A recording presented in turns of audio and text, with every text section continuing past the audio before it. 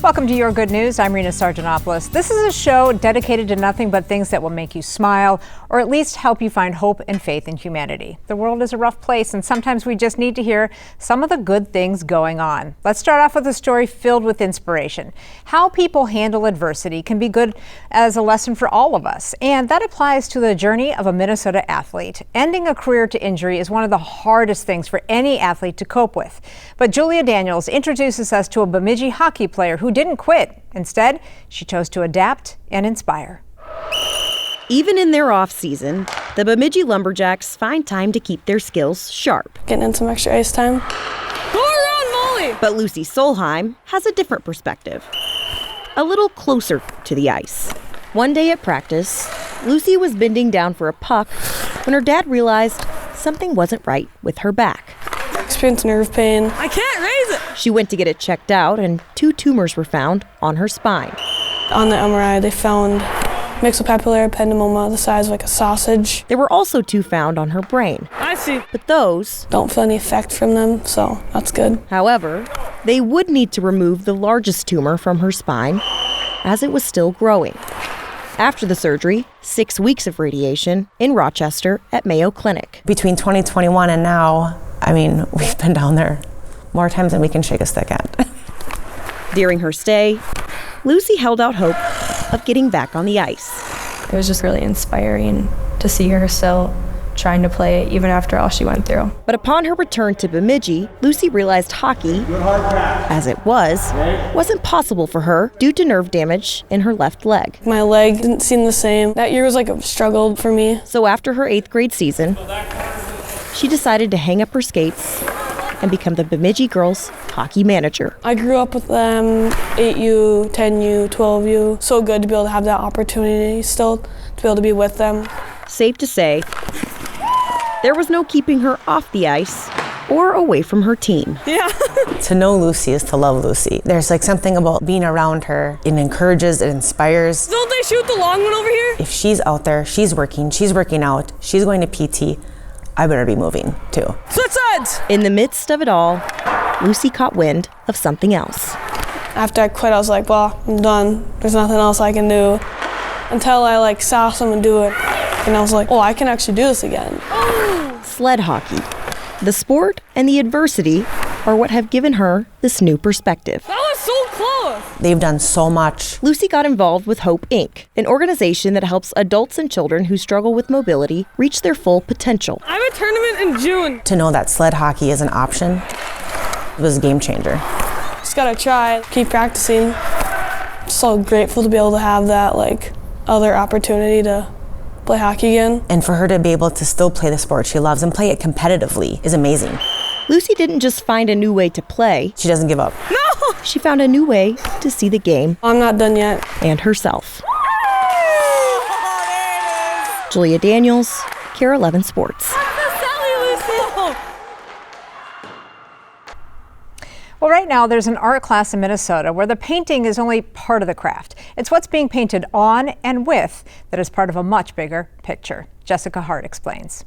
I have some hides here. Stories aren't always told through books. You start in the middle and you work out. Stories are sometimes told through art. It's a gift, and I embrace it.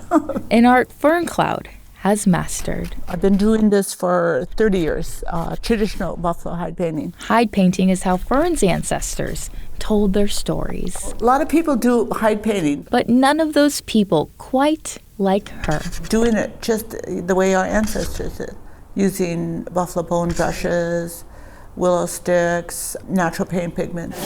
These are the bone brushes. If you pick one up and look at it, you'll see it's like a sponge. It's porous. No stores centuries ago, but fields of buffalo. Using every part of the buffalo was essential, I think, for our survival. And we honored the buffalo. Nothing wasted. So this is the genius of our ancestors, of using natural things.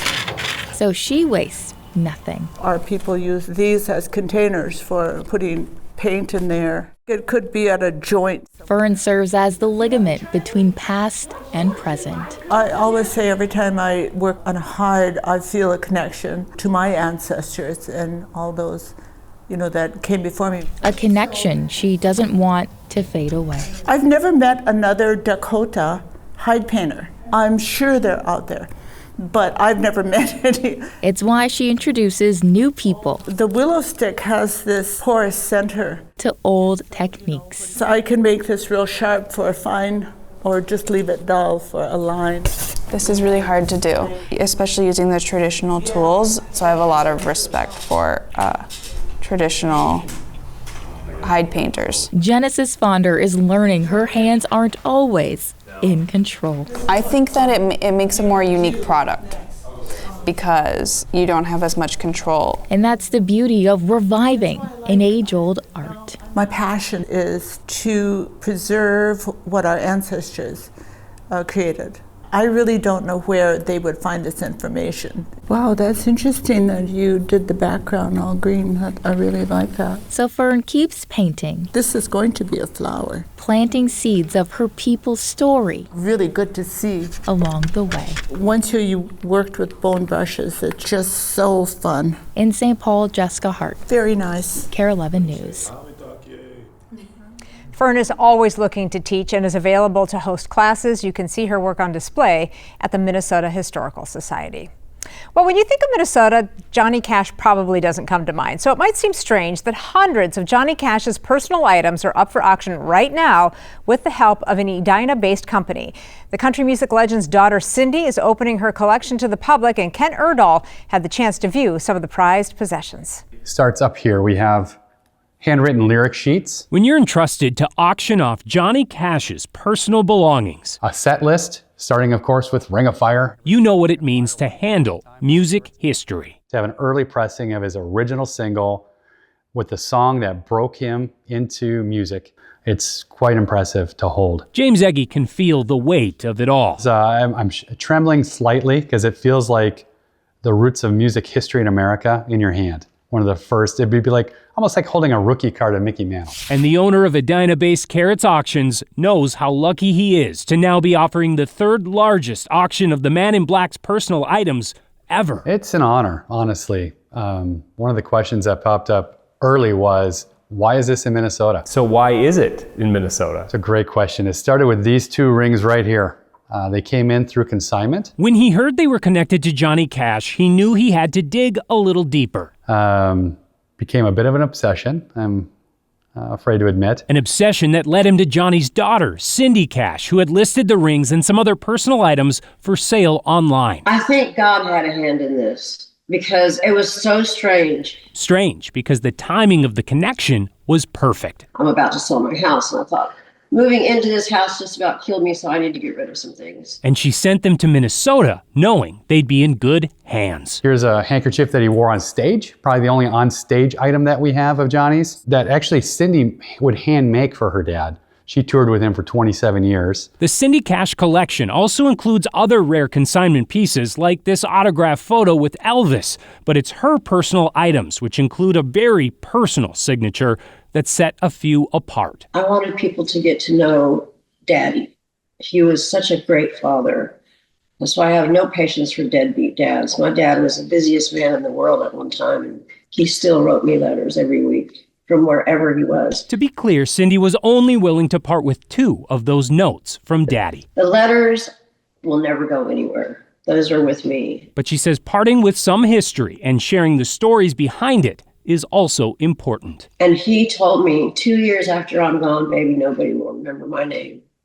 And boy, was he wrong. But that's how humble he was. He believed that. And then I thought, the fans are what's keeping him alive. That's who's keeping him alive.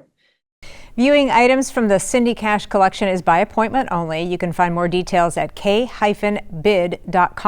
That auction, by the way, closes on May 4th. Well, coming up, 2 Minnesotans doing great things and inspiring others in their different religions, proving that faith, no matter what you believe, can bring people together. But first, here's some of your good news that you shared with us this week.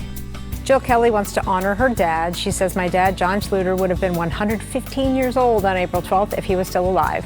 This is his army pic from World War II, and the other photo is him with my mom, Ruth, when he was home on leave in 1945. So very sweet. You must be very, very proud of him. Yeah, really neat. Isn't it?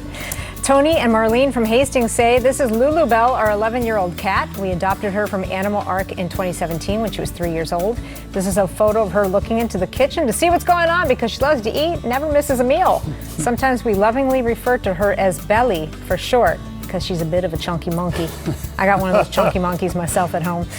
Monica Michaela's very proud mom. She says, look at this new Minnesota author. Our daughter, Erin Michaela from Worthington, just published her first book. Congrats, Erin. That's an amazing accomplishment, worthy of that beautiful smile that you are sporting right there. Worthy of trust. Yeah.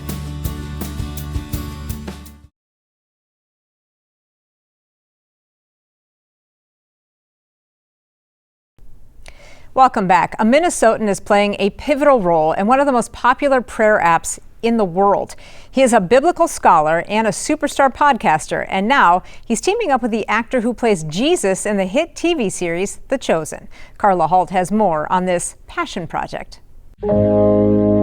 Test, test, test. With words before him and inspiration at his back, April 14th, take one. A familiar voice beckons to those who believe. Hello and welcome. I'm Jeff Cavins with today's Daily Reflection. Jeff Cavins, a Protestant pastor turned Bible teacher, pilgrimage guide, and podcast pioneer. Sure enough, it was number one. A Catholic leader we first met at the pandemic's peak, when Jeff partnered with a priest to create the most popular podcast in the country. People know stories from the Bible, but they don't know the story.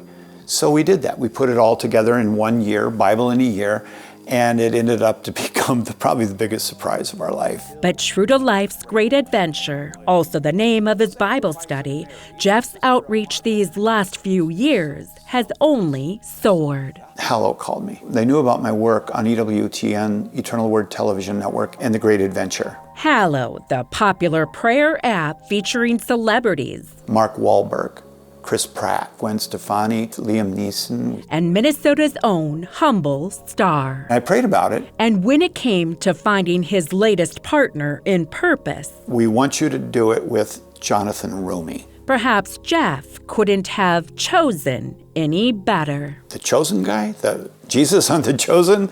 And they said, yeah, we want him to read the scripture and we want you to give the reflection. Chapter 26. Every day, their daily reflections resonate with hundreds of thousands of people. Listeners now invited. Let's pray. To follow Jeff and Jonathan on a new hallowed journey. Jesus said to him, Holy Week in the Holy Land. And so the idea would be that I would lead him on a pilgrimage throughout the Passion Week, like the Holy Sepulchre, the Garden of Gethsemane, all of these sites. So what people will see is he's seeing these things for the first time as an actor who's getting ready for a role, but as a Christian who is being impacted person.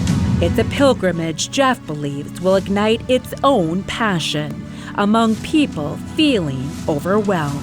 People are right now looking desperately for direction. A disorientation Jeff himself, that's where a lot of people are at. The storms have come in. Understands. This last 6 months of my life, both my parents died. The markers are gone. Last October, Jeff lost his dad, Bob, to Alzheimer's disease. A big hero for me, you know? A very smart man. He was vice president of Honeywell. He had a PhD in electrical engineering. You're watching your loved one deteriorate in front of you, and that's painful. And in March, Jeff lost his mom, Trish, to Parkinson's and another form of dementia. She paints, she does everything art, everything. A generation's end that for Jeff signals a beginning. I have to do what I teach. Markers are gone, life has changed. It's different. But amid the different, Jeff finds the familiar in message. Starting the day with prayer. Along with the mission that inspires both follower and guide. Your children will look forward to coming back home. And that's what I'm trying to do on a daily basis, is to orient you in the midst of your storms, in the midst of the clouds. You can make it. You can live. There is hope. And I see light up ahead for you. I'm Jeff Cavins, and that's today's Daily Reflection. Carla asked Jeff about the value of each person following their own faith while respecting others. Jeff says he believes in tolerance and understanding, saying, quote, "We have to bring out the best of all of these faiths, and we have to be patient and love one another." Which brings us to our next story, about a different religion, but inspiring all the same. Earlier this year, during the Tibetan New Year celebration, Jessica Hart caught up with a young leader hoping to bring people together. A voice as strong as the wind can lead hundreds of people. Yeah. A voice Jalu Dorji will learn to perfect. This probably takes a while to learn. Once he graduates high school, he'll have years to practice. I will be going overseas to Mindrooling Monastery, which is a school in India. That's where I'll begin my monastic studies. Studies fit for a leader of peace. It was always, your Lama. When he was a toddler, the Dalai Lama recognized him as a reincarnated Lama. To me, it's just someone that is responsible to teach peace. A voice of peace is what he hopes to become. His Holiness, the Dalai Lama, always says, we need to find a way to bring 8 billion people into oneness. So that's sort of what I want to teach. Reciting Tibetan texts hundreds of years old, Jalu leads from the front with the other monks. A role that comes naturally. There hasn't been a time where I could think of like a big bump. Big bumps he avoided with the help of his parents. He wakes up really early to teach me, and that's something he's been doing since I was 4. So now I'm 18. An 18-year-old who studies scripture before school, plays left guard, and manages the basketball team at Irondale High School. Blending the life he was destined for and the life of a teenage boy. I definitely think it's going to help me in the future, relating to the people. While his pitch isn't this deep, Jalu has already found his voice. In Minneapolis, Jessica Hart, KARE 11 News.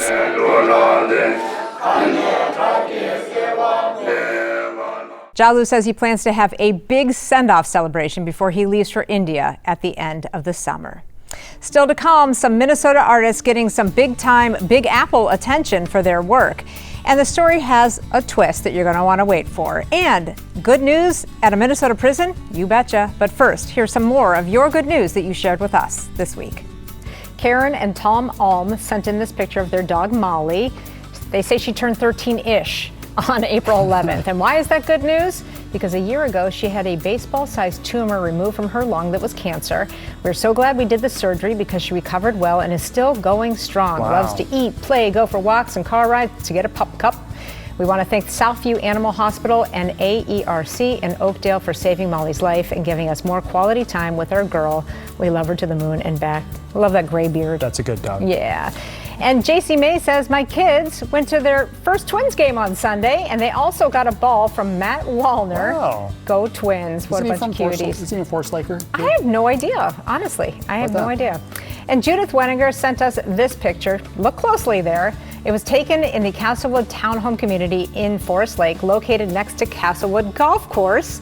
Some residents were doing spring cleanup in a garden in the area underneath the pine tree. In the garden was a duck's nest with 11 eggs and a golf ball. Do you see it in there? I hope there's no confusion with the duck and the ball, she says. Cutest thing ever. It really made our day. Ours too.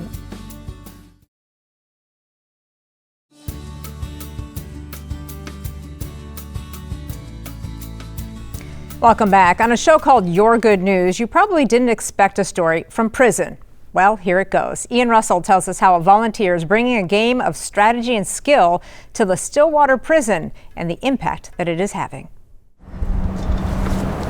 There's a million ways to pass the time. As soon as everyone else gets in here, I'm going to talk to the whole group, all right? When time Teach us how the clock works, though, because this is something new for us. Yeah. is all that's ahead. So let me go see if the pairings are set, and then we'll be ready to go. Inside Minnesota Correctional Facility Stillwater, chess is usually competitive. At the end of each round, you shake a hand. But not in this room. That's just part of the sportsmanship of chess. I hope I Curious. see all of you gentlemen. Good luck, brothers.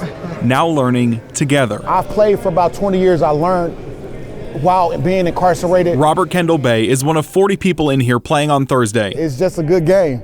Like I said, I want to play something that's cooperative. Part of a tournament like no other. This is officially the first chess tournament that's taken place within a Minnesota Department of Corrections facility. Warden Bill Bolin says the choice to hold this was easy, especially considering what chess does. And again, really focus on some of their thought process, critical thinking skills, problem solving, and then making good choices based upon that. I agree. A million ways to pass the time. A lot of guys who I've played and lost to, and a lot of guys I've played and won with. So there's some good, strong players in here today. Now developing skills. Trouble, trouble, trouble. Along the way. We just learned about the notation. If you notate the game, if you were the loser or the winner, you could go back and analyze where you went wrong or how you potentially did well. Analyzing and adapting, changing how they play the game.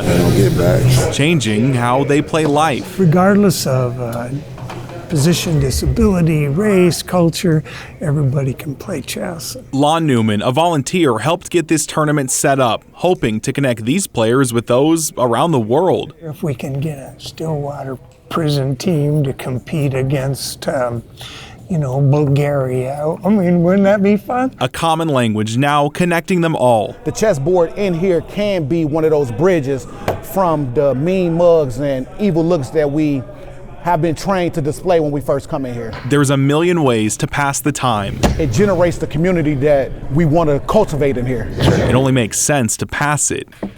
Getting better. In Bayport, Ian Russell, KARE 11 News.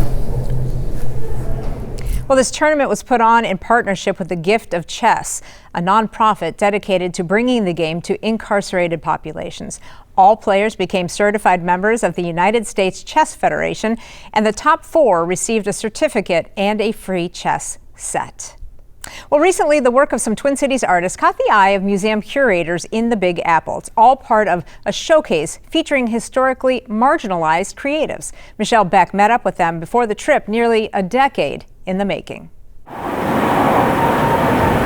The weekend destination is the city that never sleeps. New York City. Good thing Scott Sorensen rested well overnight. Scotty, do you feel nervous? No. And saved the dreaming for the day. Is that part of Scott's dream, to go to New York? Yes. It's not too far. His cloud-like ambitions are rooted at the Interact Center. The St. Paul nonprofit helps artists with disabilities live out their colorful visions. It makes me feel happy. Make puppets and make masks and creating ideas.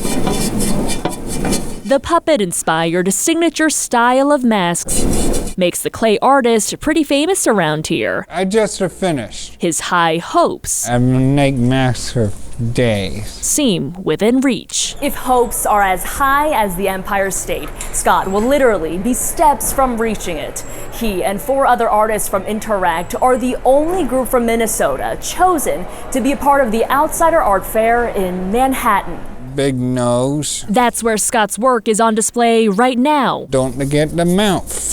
For 3 decades, the fair has connected historically marginalized artists, short little teeth, with museum curators and renowned dealers. It's just such a great opportunity. Interact's executive director, Joe Price, is here to share in the dream. How proud are you?